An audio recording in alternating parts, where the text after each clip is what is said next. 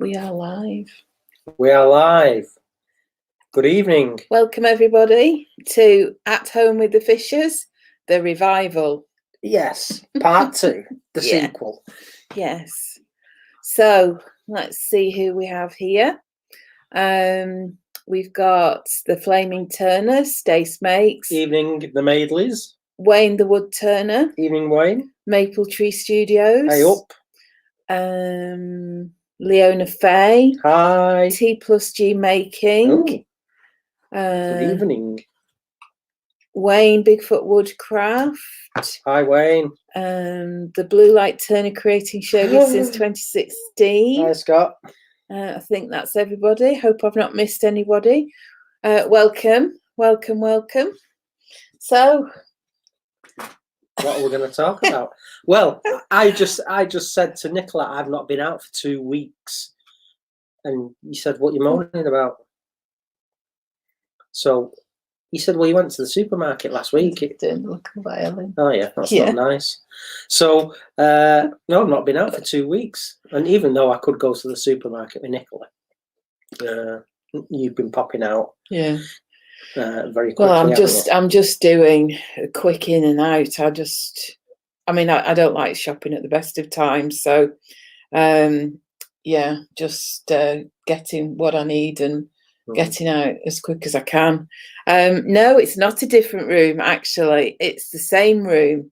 I've just moved my desk around. So my desk used to be underneath these magazine holders that I use for organising paperwork. So we used to have this on the right, but I've now moved my desk to the window. So we're now facing the window here. I just decided to have a bit of a change around. Took me by surprise because I walked in here and walked into a chair because I know Nicola had been tidying up, but I didn't know she'd rearranged her study. So I walked into a chair because it wasn't where I was expecting it. So yeah, so I don't know. I just decided that I needed to have a change. So I've got it so that I can look out onto the window. So yeah, I used to have my desk here a few years ago. It's sort of, I've had it here, had it there, I've had it there. Yeah, it's been all around the room. Yeah. So anybody else saying anything? I missed the haircut from the blind barber. Yeah, it does. I'm really pleased with it. I think, which side am I on? I think there's a little gap here. Oh, that's not operating there. Well, no, we just did a bit there, but just there. But honestly, it's a really good job. Well, it's because we had the number 5 guard on. Yeah, it wouldn't have taken your hair down to 0 because it's like a number 5. No, just a little. I don't know what you mean. It wasn't me. Anyway, yeah, it's really good. Probably next time we'll do it on number 8. He said that, yeah. Yeah. But no, it's great. Saved you 30 quid and a trip out. Yeah, and a trip out. Yeah. So yeah, did my best and gave people a giggle. Yeah, it was funny. Yeah. So yeah.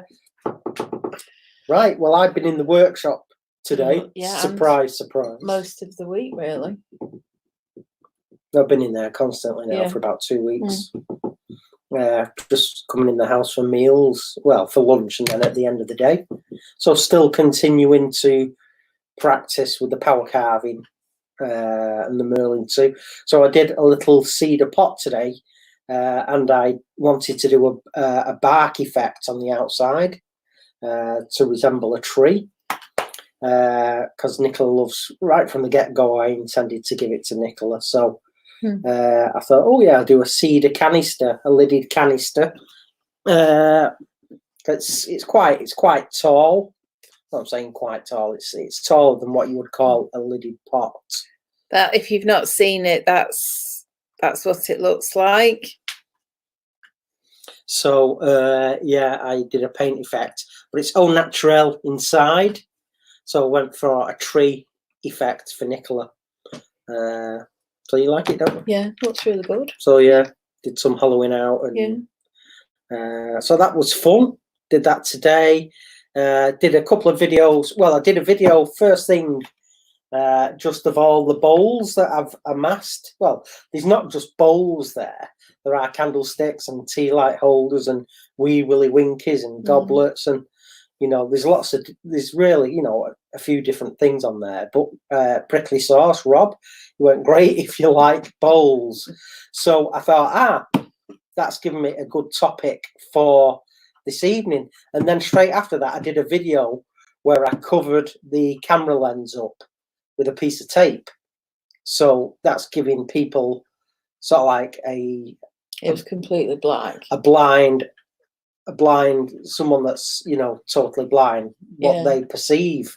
So I was there, and it's not like, why do I do so many of a thing? And it's just purely, that's the amount of practice it takes. Takes, you know, visually impaired people to become proficient at something like wood turning, maybe, or, you know, another art form. Because the way that a lot of people are taught, and it's very true in medicine. That might be better. It's called, well, it's see one, do one, teach one. So you can see how something's done, then you have a go, and then you go, right, I've got that, and then you can pass it on. In real world terms, it's quite an effective, efficient, quick way. I can't do that, so I have to do things over and over and over again. So yeah, Rob put, oh, great if you like bowls, but I thought, well, this is what I have to do. So it's all a lot of practicing. And then when I covered the camera lens up, I said to people, right, that bowl that's there, and obviously they couldn't see it like I can, you know, you sighted turners, copy it. And how can you? And you'd have a go. First of all, you'd be struggling with turning with no eyesight and having to master the basics. And then you'd be, oh yeah, oh, I didn't remember it. And, oh, what was it like? And then you've got to sort of like, well, the stop, start, feel. And then you'd have another go and another go. And, you know, it's like when I did the Merlin goblet last week, I then thought, well, let's do a little Merlin bowl to see if I can remember the design, see if the mental imagery is there, and then just do it on something a bit different. But, you know, see if I can, you know, remember the technique and how I did it. So that's why there's a lot of bowls and there's a lot of everything. And I've got more stuff in the workshop. So yeah, that's why. So yeah, I wanted to discuss that because it's very hard when you can't see to do things precisely after only one or two attempts. You have to. And also, all those bowls downstairs, they're not the same. They're all different. No. You've done different techniques. Some of them are kind of just turned. Some are turned and carved. Some are turned, carved and coloured. Some are just turned and coloured. Monster mud and... Yeah, so there's a lot of... It's all experimentation and practice and trying to get things down and lock down mentally. But I thought it was funny when, Rob said, yeah, great if you like bowls. So, yeah, it's weird being blind. But also, let me just sort of like going on with the sort of like the whole blind/disability thing. I said to Nicola, to you today, that I think, you know, there's a lot of panic out there, and people, you know, are struggling to come to terms with, you know, this forced isolation and quarantine that's been imposed on us. And that's a little bit of an insight into the life of someone with a severe disability, because, you know, my life since going blind has been huge periods, you know, months and years of isolation and feeling alone, and especially when I was sick with the anxiety.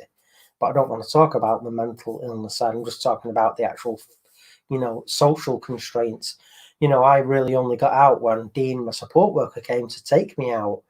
You know, family and everyone else was work, and Charlie was at school and whatnot. So on the days that Dean didn't work, I had that social isolation, and it is imposed upon you. Mm.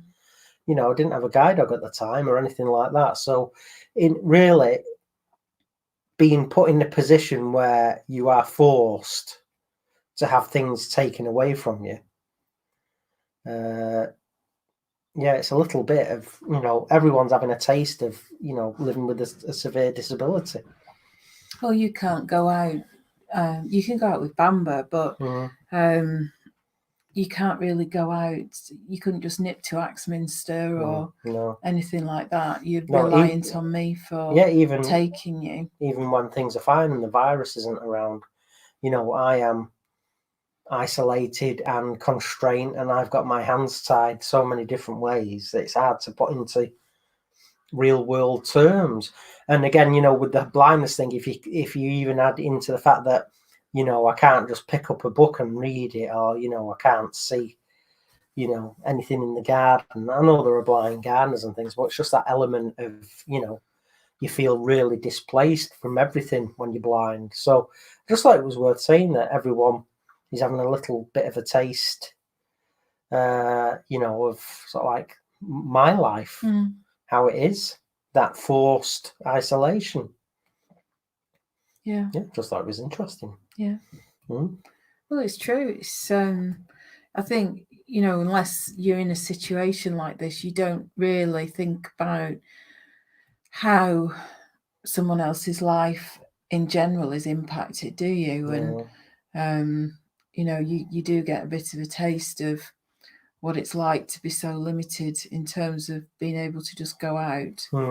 How limited your options are. Yeah. I mean, I've been going to the supermarket to get stuff and taken Bamber out, but you do feel, even though I go out and I'm out for about an hour, just knowing that you can't just nip out and I can't just go for a walk, you know, up the road or down to the canal or no, well, you know, you're being really good about it. You know, you are just, look, Bamber needs a bit of exercise, so you're taking him. And then you're going, right, well, I'm going to the supermarket, and you are, you know, being really diligent about it all, which is great, because there are a lot of people that are still probably going, well, you know, just sneak off here and sneak off there. But I understand there are two sort of like two camps. You know, there are a lot of people that are probably thinking, look, we'll just go out and deal with the consequences. And, you know, I've heard that, you know, up to 2/3 of the population have already had the virus. You know, either they were asymptomatic, you know, or, you know, they just got a mild dose of it. A mild dose, you know, and, you know, the majority of people would be able to overcome it and just be unwell, like, you know, a bad case of the flu. But, you know, obviously it's the people with underlying conditions and the elderly and things. So, yeah, there's two camps, I think. You know, there's the camp that are saying, look, screw it. And I think this is what's sort of like happening in Holland, isn't it? They're saying, you know, they're just carrying on. Yeah, and they're saying, you know, we'll let it run its course. And, you know, there is an argument for that. And also there is an argument for saying, well, no, look, the sooner we all lock down and stay at home, you know, the sooner that it's going to run out of legs, this virus. So, yeah, any thoughts on it, you folks out there? You know, are you for, you know, are you for staying at home or against it? And I do know there are people that are saying, you know, oh, we should just be allowed to just crack on, and if we get it, we get it. So let me read some comments from earlier. T+G says he's been offering to cut T's hair. She keeps saying no. Oh, pull the trigger, do it. I don't think she likes the idea of me using the hedge trimmer. Circular Wood by Keith is here. Hi, Keith. Leona says she just puts her hair into a ponytail and cuts the end off. Well, yeah, I wish I could do that. Flaming Turner says, I'd let Chris cut mine, but I'm afraid he might chop off the mohawk. Cy Smith's here. Hi, Cy. Nick, yes, I definitely would cut off your mohawk. That's getting a bit precise. And again, I need to practice a fair bit. I'd get there eventually, but I need to practice. So if you've got half a dozen mates with mohawks and they're willing to lose them, you could practice I can practice on them. And then when I get to you, Nick, you'll be right. Wayne the Wood Turner says when he's doing training, he uses EDIP, explain, demonstrate, implement, practice. Leona says it's a wonderful collection of bowls. Christine and Michael Hessetine say evening, everyone. Wayne Bigfoot Woodcraft, the bowl and goblet pair are some of the best pieces that I've seen for a while. Who said that? Wayne Bigfoot Woodcraft. Oh, cheers, Wayne. What else have we got here? Maple Tree Studios. I learn using ORE, observe, replicate, extend. Yeah, so that's similar to the medical model. Yeah. Andy Pugh's on. Hi, Andy.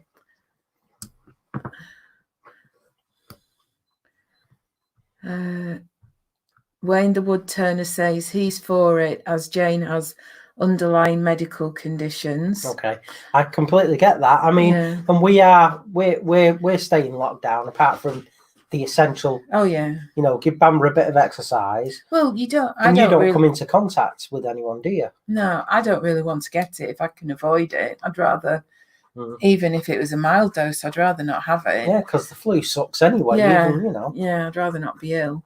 But yeah, I mean, if you've got underlying medical conditions, then it can go south very quickly, then, can't it? Leona says she's in favour of staying at home. The whole idea is for everyone not to get it at once, so they don't overload the hospitals. Yeah. Steve Coombs, he can't stay. I'm at work, but wanted to stop in and say, hey, everybody. Hi, Steve. Hi, Steve.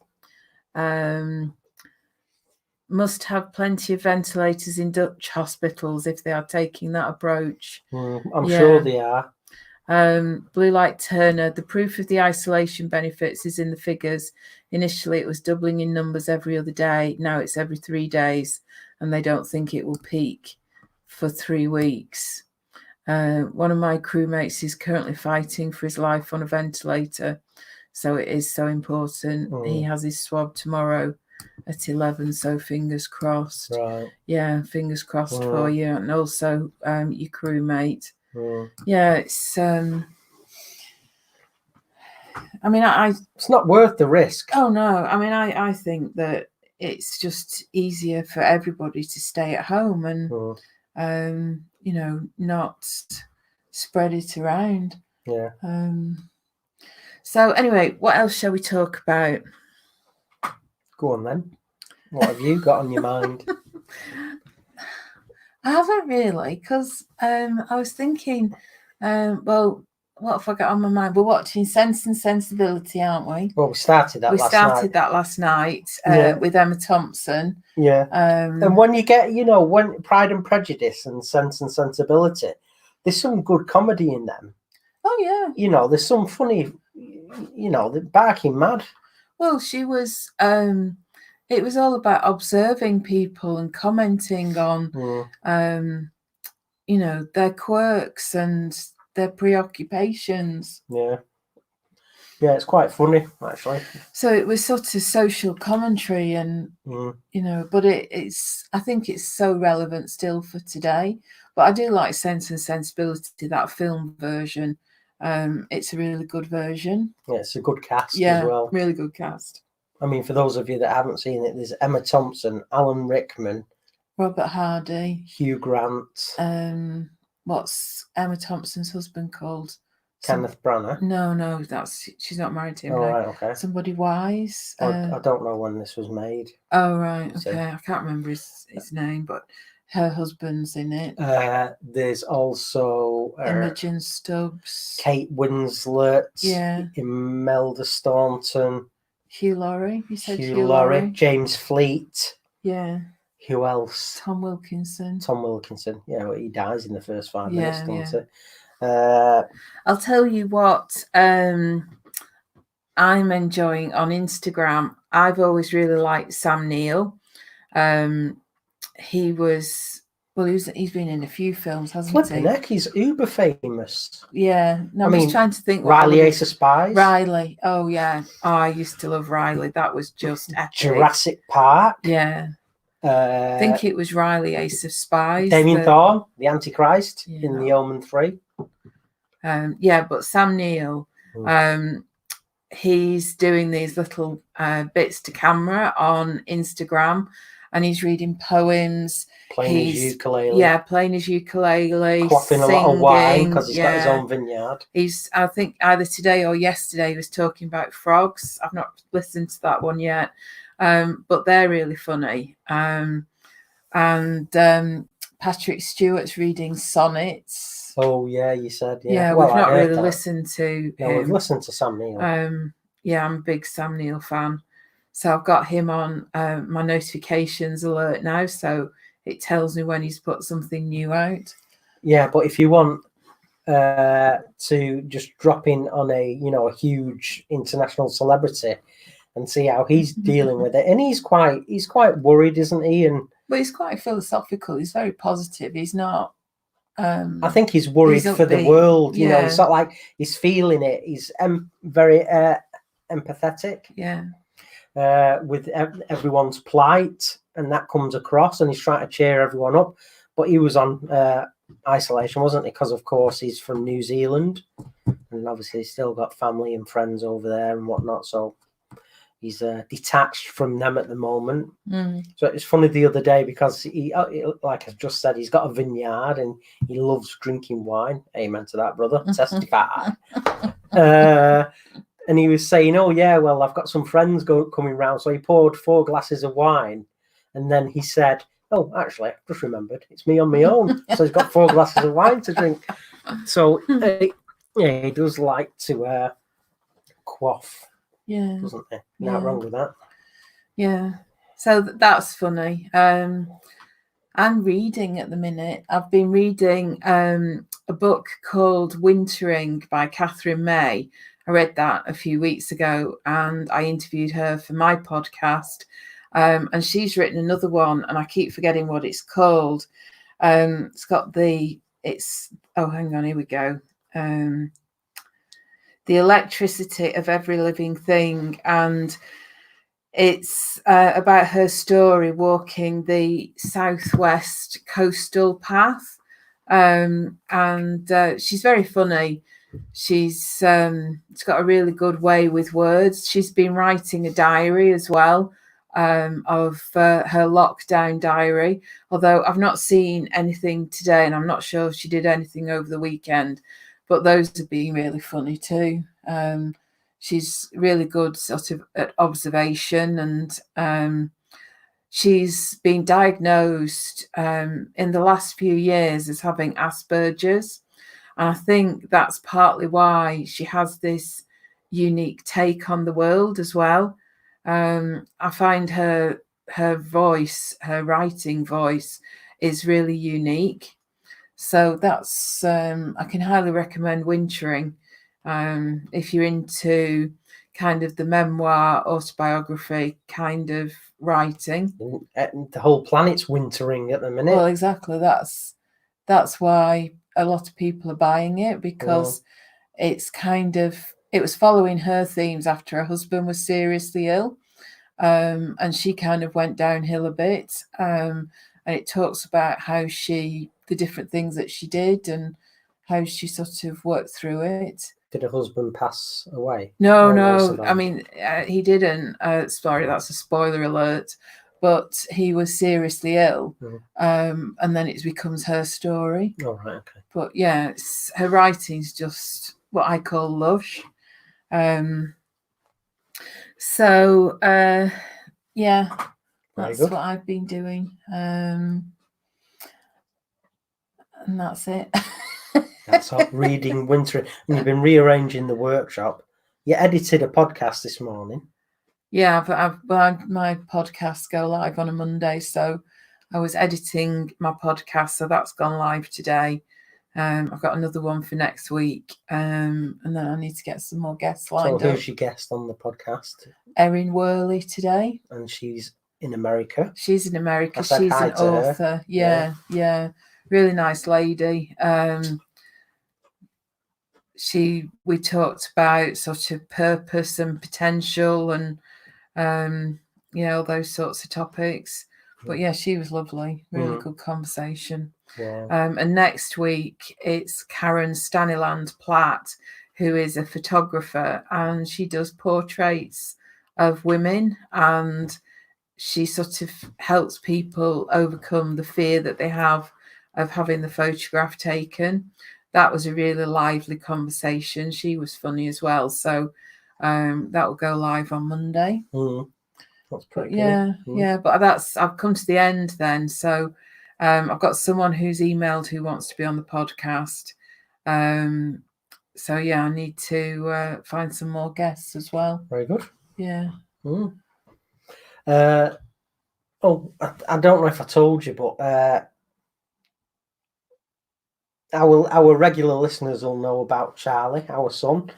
How he's a great musician. So anyway, he's learning the bass guitar now. He's a big level 42 fan like myself. So he's only been playing this weekend. He's already got sort of like the bass riff, and he's slapping and everything of running in the family love games. So he played.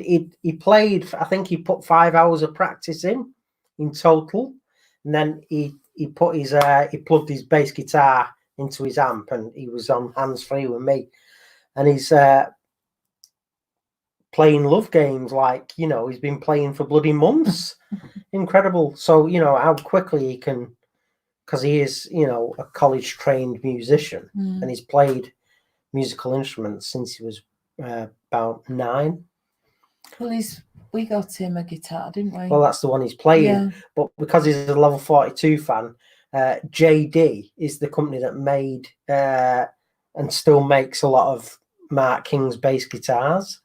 So Charlie's ordering his JD Status Mark King replica bass today. $2,500. No. Yeah. So, but it takes 7 months. Right. To make. Wow. Well, sorry. The waiting list is 7 months because they're making guitars. So he's gone for the spec. So for those of you that know Mark King, in the early days, it's almost a red bass guitar with some very pale wood detail on it. So yeah, Charlie's ordering one today. $2,500, 7 months waiting list. So yeah, he's learning the bass guitar now. So he's slapping. He's getting his funk on. Wayne the Wood Turner says, get Charlie to listen to Stanley Clarke. Bye, Andy. Look after yourself. Bye. What was the name of your podcast? I'll type it in for you. Yeah, so Stanley Clarke. Stanley Clarke, yeah, we remember that. Yeah. So what else have you got to say? Well, actually, Steve Twidale says, happy birthday, Chris. Do you know what? You get more birthdays than anybody else I know. Yeah, it's been worth it. Hold on, folks. Just Mary Locking. Yes. Just a minute. That's better than lockdown locking. Just wait a minute. Tell Charlie, listen to Stanley Clarke, full stop.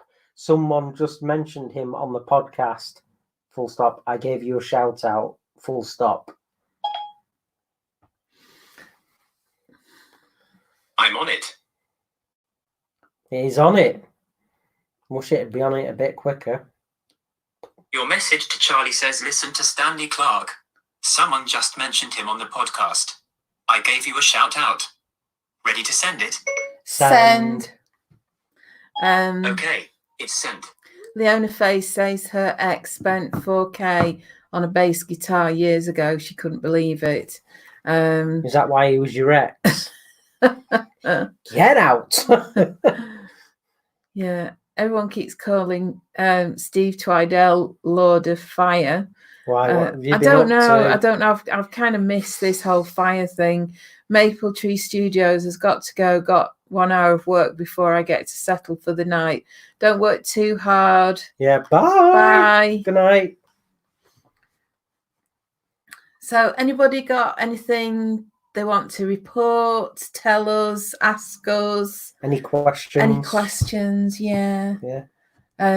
I posted, I'm doing fountain pen a day at the minute. I've decided, I only started today. So I put this on my Instagram. This is a Lanby 2. The Chinese, I went through a phase where I bought these Chinese fountain pens. They're not very expensive, and they're copies of different makes. So these are copies of the TWSBI pens. So it's got a hooded nib, if you can see that. How close I can get. Anyway, you can see that. And it's a demonstrator because it's clear, so you can see the ink inside. And it's got a piston turn at the end. So this was my fountain pen of the day. There'll be another one tomorrow. Oh, yes. And probably for the next couple of months. Well, you've got enough. You've got enough. I was going to say something. Wayne the Wood Turner says he burns everything. Cy Smith says he's subbed on Google Podcast. Oh, thank you. Cheers, Cy. Google Podcasts. Cy, you're in the UK, aren't you? Yeah.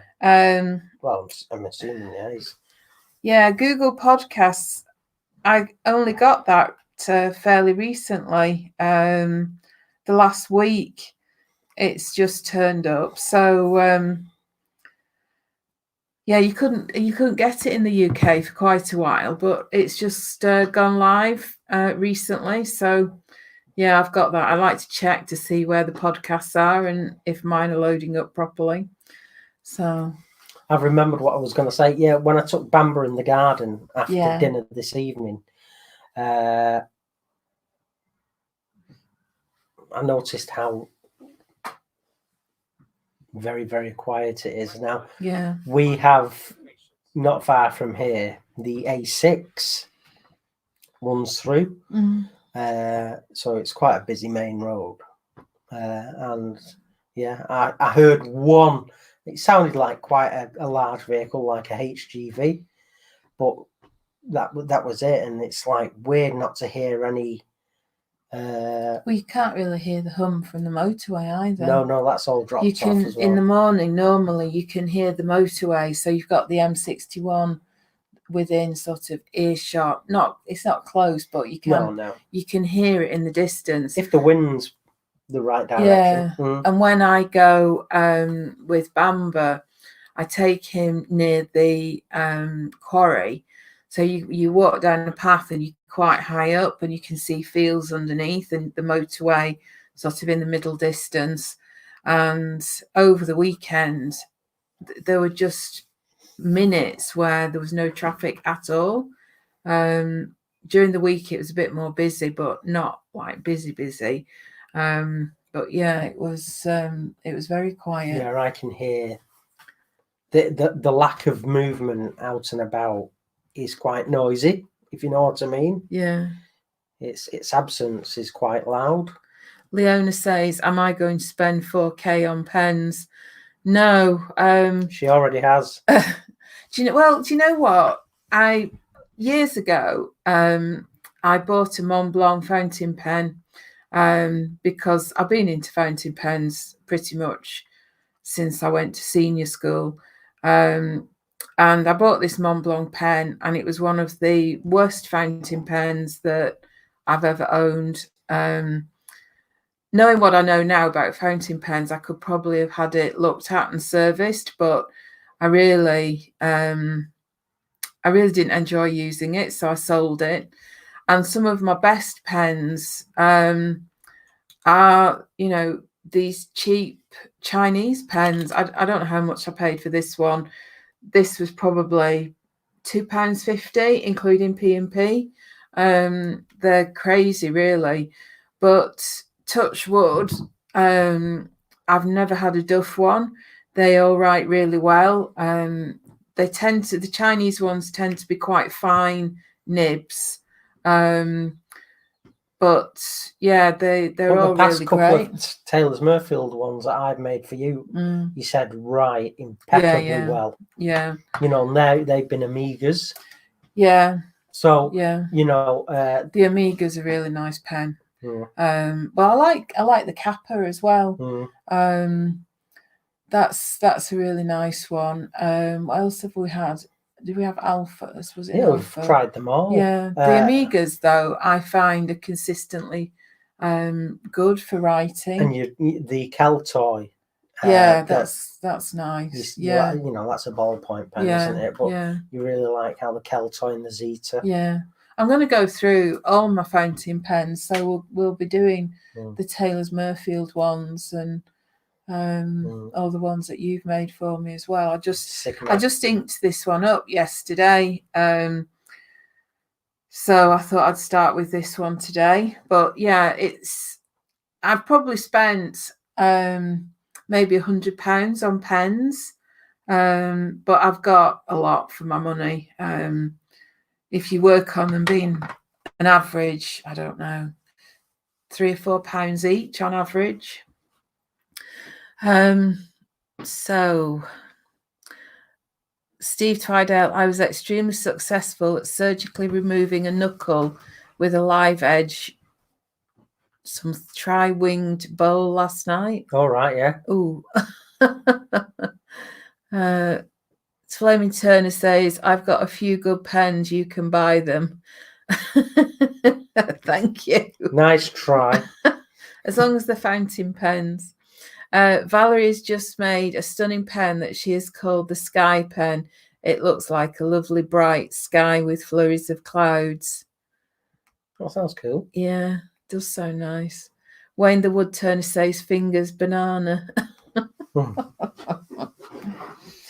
So, what are you doing this week then? What's your plan? Well, I need to tidy up tomorrow because the workshop. I tidied up this morning and then made a mess again. So I'll be tidying up, resetting everything back, stowed away, put away, shelf, cabinet, hoovered, reset, and then I'll start something else. Well, that's what I have to do. Well, my plan is in my current notebook. The other thing I like are notebooks. So this is my current one. This pen is one that Wagger made for me. So that just goes in my pen holder there. And that's my street art sticker, the Secret Society of Supervillain Artists. You're a member. I'm a member. So I put that on just to be badass because I went to the BBC for an event there. So this was a notebook I took with me.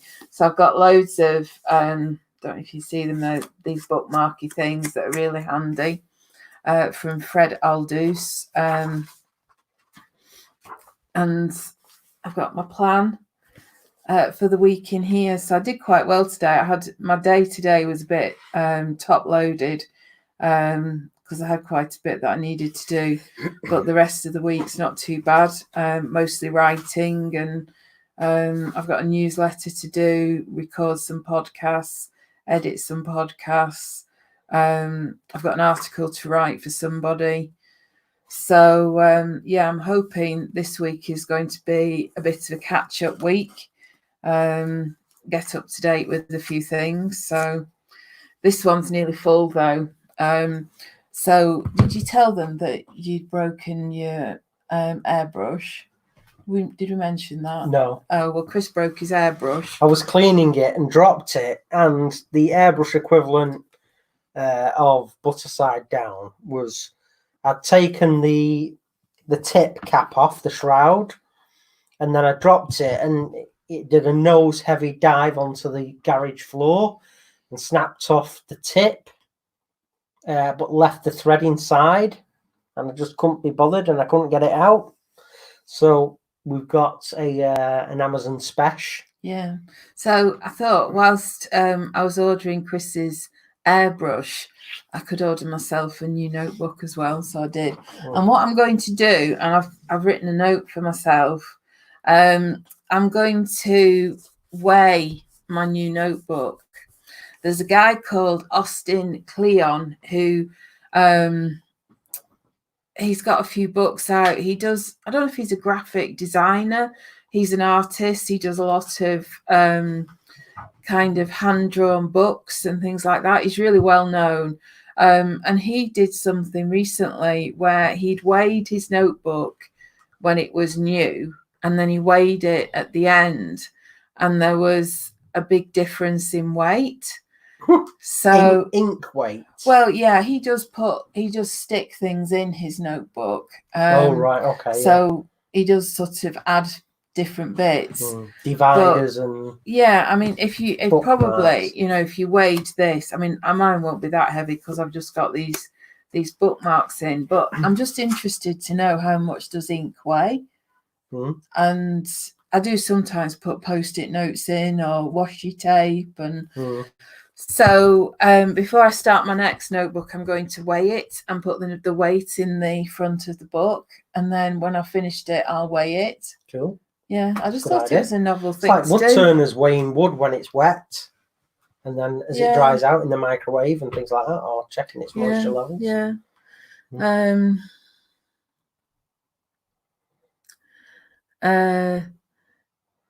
Steve Twidell, I have a stunning fountain pen that Wagga Potter sent me to use as an auction piece. Ooh. When's the auction, Steve? Yeah, he's this pen that Wagga made. It's a sort of steampunk. So he's done the resin himself, and he's put all these teeny weeny watch pieces in. It's got some bits of pink, it's got some glittery stuff in, but he said he polished every single one of these little watch pieces as well. But yeah, it's quite an amazing pen, and this is a Taylor's Murfield as well. That writes nice, you said. Yeah, it does. Yeah. So I've got that one, and I've got the one that Chris made me at Christmas, which are the main ones I use in these notebooks. So at the moment, I just happen to have Wagga's pen in my pen holder. Oh, right. So you've got another one. Oh, right. Cool. What's that? He says it's the same as this, right. The one that Wagga's done. Well, it's beautiful. It's absolutely beautiful. Prickly Sauce says hello. Hi, Rob. So, anybody else got anything they'd like to add? I think I'm finding, because we're kind of, I don't know, it's not so much that we're not going out, because we don't go out a massive amount anyway, but there seems to be less going on. There is. Yeah, I'm finding on Instagram, there's not as much activity on Instagram at the minute, I don't think, and well, maybe because a lot of people are at home and things. Yeah, well, a lot of them are homeschooling, aren't kids, they? You know, so they're spending more time having to look after the kids and, you know, do things like that. So they're not spending as much time maybe on social media and stuff. Yeah. So I think it is quieter. Just got in from my lockdown walk with the dog. Is that Rob? Yeah. I've seen some funny pictures as well. There was a comment of these dogs lying there absolutely exhausted because the whole family had taken the dog out for a walk every time they went out. So the dogs were getting loads of walks. And then today, I saw something with the kids when the parents trying to work from home. And the best one were these two kids lying on the floor, and they were sort of stuck down with strips of masking tape, and they had a piece of masking tape over their mouths as well. Didn't look like they were too hard done by, so it wasn't cruelty or anything. But they're quite just a joke for the parents saying, bloody stay where you are. It was funny though. And shut up. And there were quite a few kids who'd got hold of paint and sort of started painting furniture and sofas and stuff like that. No. Well, if you're bored, there are lunchtime live from a few of us, 1 p.m. each day. Oh, right. I have no idea of times of these things. The Flaming Turner, he's doing Wednesday and Saturday. Blue Light Turner, I'm hoping to get the close-ups of the cannon I turned on Saturday's live up tomorrow on social media. All right, we'll look out for those. Steve Twidell, just as a matter of interest, Nicola, can you ask Chris if he were able to see and write your names up on the screen, which order would he write them? Chris and Nicola or Nicola and Chris? Nicola and Chris. I do change it, actually. I've done Nicola and Chris, but actually Chris and Nicola is easier to say than Nicola and Chris. And when I do things like birthday cards or Christmas cards, what I tend to do is, if it's to Chris's family. What's your full name? Tell the people your full name. Nicola Fisher. Nicola Jane Alison Warwick Fisher. Just thought I'd throw that out. I won't be writing that too often. That does take time. Carry on. I forgot what I was saying. Oh, yeah, if I do Christmas cards. So if I do it for my family, I usually put Nicola and Chris. And if it's Chris's family, I usually put Chris and Nicola. Although sometimes I just put Nicola and Chris. And then if I do emails as well, because I do all the Blindwood Turner emails, if I'm writing it, I'll put Nicola first and then and Chris, if I need to put and Chris. And then if Chris dictates it to me, I'll put Chris and Nicola. It's complex. So it's code, you see, so you know who's written it. Anyway, I'm sure we'll never get those 5 minutes of our life back again. We certainly won't, Nicola Jane Alison Warwick Fisher. Right, where are we up to? Prickly Sauce, huge amount of time in the workshop, and even had my teenage son at last interested in making stuff. Skateboard ramp today. Oh, right. Well, I saw on one of these pictures of the kids, they'd got a big board on the stairs. So they were obviously using it as some sort of slide. Well, sounds fun. It was the Beard Times 16 today, AH Bespoke tomorrow, Flaming Turner Wednesday, Dale Thursday, Beard Times 16 Friday, Nick on Saturday, Dale again on Sunday. We need a timetable, don't we? It's like it needs a timetable somewhere. What is your middle name, Chris? You haven't got one. I haven't got one. I've got a confirmation name because I'm Catholic, and that's Mark. So if you wanna be all Catholic, it's Christopher Mark Warwick Fisher, but it's just Christopher Warwick Fisher. When Nicola and I got married, I changed my name by deed poll, so it went all hyphenated. So I'm Christopher Warwick Fisher. There you go. But to friends, it's just Chris Fisher. Yeah. Officially, it's Christopher Warwick Fisher. Yeah, and the reason why, well, I said to you that I wanted to keep the Warwick because that was sort of connected to my mum and dad. I like it. I like how it sounds, Christopher Warwick Fisher. So it was just really, what do you call it? Not a memory thing, but just a link to the past. past. It was just really, maintaining a link. So yeah, Steve says need a posh name to live in our new posh house. Add lady or princess to the front when you move. What? Princess Chris Fisher?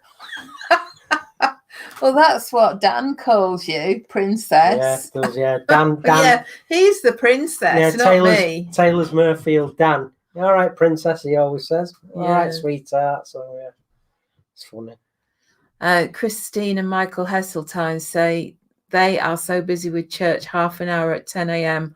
on YouTube and then lunchtime, then evening on YouTube. Right. It's good, isn't it? Technology. Oh, there was a funny one. I don't know if any of you saw it. It was this Italian priest, and he was doing a Facebook Live, and he managed to click on the filters. So he had all sorts of headgear that was superimposed on his head, and he was lifting weights, and I think he had like a Jewish what do they call those hats? Yarmulke. No, the brimmed hats. The Homburg. The Homburg. Yeah, like a Homburg hat. Hasidic Jews, beards and everything. Oh. That was really funny. So yeah. Dale has just done a timetable. Did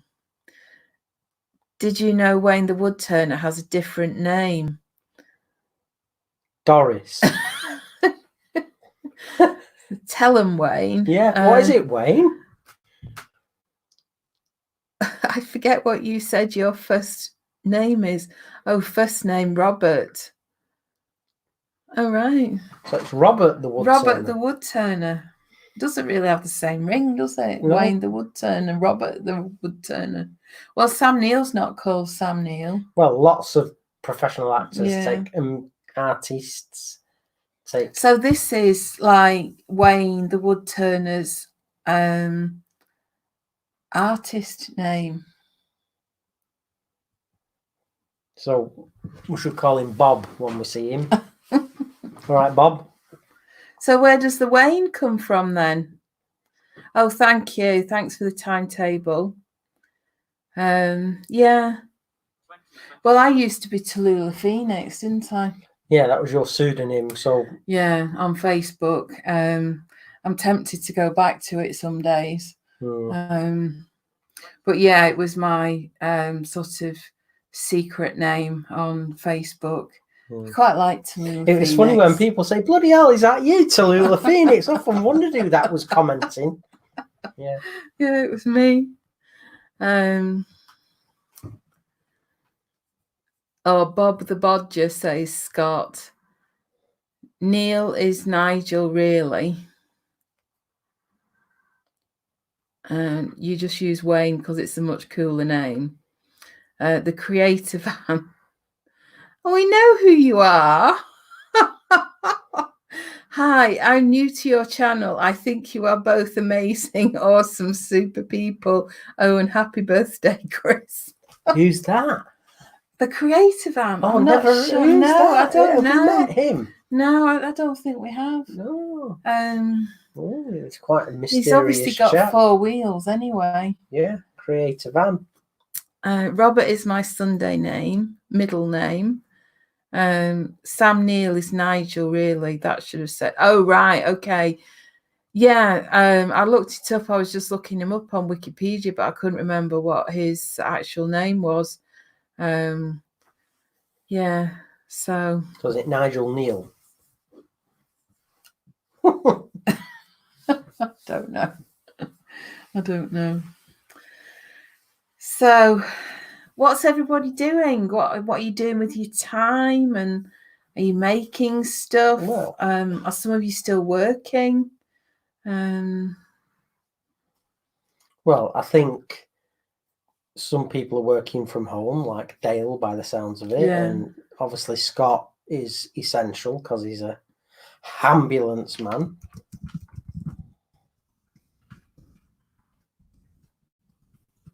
Typey. Weekly Source said, is it your birthday? I said he has a birthday every day. T plus G Making are both still working. Well, Leona says she's been cutting blanks forever, going turning tomorrow, making a set of bowling pins for my son. oh, that's cool. Yeah. It's great being a maker, isn't it? It's like, oh, I need that. Well, I'll go and make it. Yeah. Wayne Bigfoot Woodcraft is still working. 5 a.m. starts this week. Creator Van is just back from delivering 26 Easter craft packs. Tosh does care work. Oh, right. Well, that's really, I guess that makes you a key worker as well. T+G, I work from home. Wayne's not been turning because Jane has a list. Prickly Sauce, furloughed, cosplay for the first time. Stace, I'm trying to get into a care home for temp work to help relieve the staff shortage pressure. Well, that's nice. If test is negative tomorrow, I can go back to the front line. So at present, loads of turning. Yeah.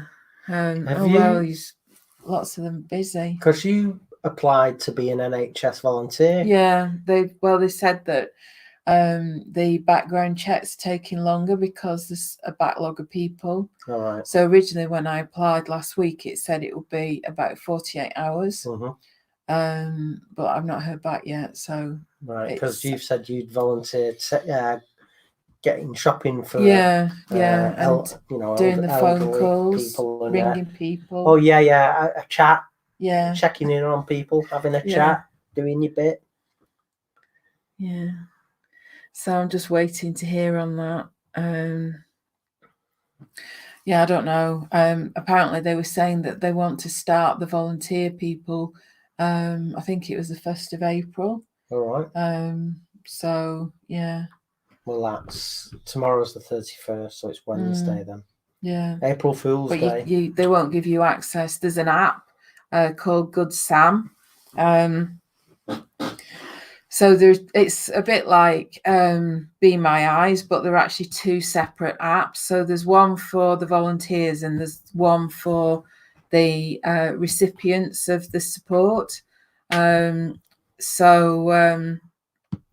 Yeah, I've got the app and I've set it up with an account, but you can't get any further until they've done the background check. So yeah, Rob, hopefully we'll hear something in the not too distant future. So is that Rob the Turner or Rob the Prickly? Prickly Sauce. Right. Yeah. Got two Robs in my head now. Oh, right. T+G have done a few Zoom conference calls with the family. Wayne was asked to go back to nursing but can't because of Jane's medical conditions. David McClern and Wood Turning says, evening, everyone. Evening. Hi, David. Yeah. It's an interesting scenario, isn't it? It is. It's very weird. Yeah. So, anything else you want to say? What did everyone have for the tea tonight? Oh, we had chicken. Yeah, we had nice chicken. Chicken with veggies. That was nice, wasn't it? Yeah. Really nice. Yeah. I really want to do some baking, but I've not been able to get any butter. So that's something I want to try and get this week. Is the co-op still open just up the road? Yeah. Christine and Michael Hesseltine. Chelsea is divided into parts of streets, and our street buddy kindly collected Michael's medicines to save me queuing in Boots. Oh, that's good. Leona's not had anything yet, heading in for grub now. Stace Mates had super noodles. T+G, have you rescheduled your accommodation for Makers Central? Well, we would be going with Tormex, so I don't think they had booked anything for May. I don't think that had been done. We've not heard anything. So, yeah, I guess if it goes ahead in August, they'll just sort that out. But I think there were some others who'd booked, and we're going to try and reschedule accommodation. Wayne says he spent Sunday baking. Oh, that's nice. I did some, was it the weekend before? But cupcakes, and I've just not been able to get any butter to do my baking. So when I went in, there was just nothing left. I had a look at. Have you tried the Co-op? No. There's a Co-op. Literally, if I could walk it with Bamber in just under probably 10 minutes. Is it essential travel? That? Well, this is it, you see. But I just wanted to bake because I did some cupcakes and gave them to neighbours as well, and I just quite like doing it. Well, it's not like, is it going for food? Is it essential? It's essential to me. Well, let's go. The Co-op might have some, but there's literally a Co-op in the car 2 minutes away. Yeah. It will be open. Steve says his dinner's on the table, so I'm off to give it a good thrashing. Something out to the wife for not using a plate. Chat later. Thanks, you two. Thanks, Steve. Bye, Steve. Prickly Sauce is off to do some more on his cosplay. Yeah, Leona, cupcakes are definitely essential. Yeah, bye, Rob, and thanks for giving me that topic this morning by saying, great if you're into bowls. So, yeah, I was explaining why I do so many of a thing, but thanks for that, and enjoy your evening, mate. Butter for baking is definitely essential. Yeah. Go to the Co-op. Well, I'll go tomorrow. Yeah, you're not going to get thrashed, are you? Can't do anything tonight. A food item. Yeah. So, right then, I think it must be up to probably an hour now, is it, that we've been on? Yeah. So, I think we need to... Well, I'm kind of running out of steam in terms of what I've got to say now. I'm sort of... I haven't got anything else, you better really. pull your socks up by next Monday. I can't carry you all the time like this. You've done well tonight. Before we came on air, you went, I've got nothing to say, and you've had lots to say. Well, what's this about you carrying me then? It was a joke. Talked about my fountain pens, my notebooks. Exactly, and you Sense and said sensibility. You said before we went live, I've got nothing to talk about, and it just, you see, it happens, it evolves. Right then. Right. And on that note. Yeah, on that note, I'm going for a cup of tea. So, yes, farewell, one and all. There's a question. Are you doing a live turning this week, Chris?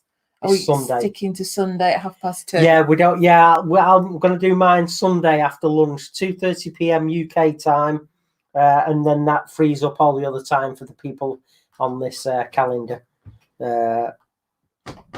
T+G are going to change the hedgehogs' accommodation. Hope for a release this weekend. Oh, they've got hedgehogs. That's so cute. Scott says that's the mice all drilled now for the missus to pack.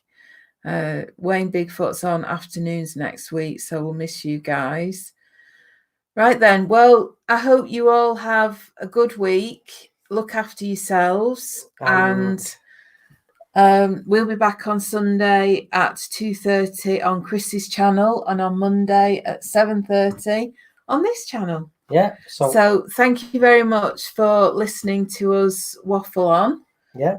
It's been a blast. Yeah. And keep safe, and just make the best of a bad situation, I suppose. Yeah. All right, then. Folks. Thanks, everyone. Bye. Bye.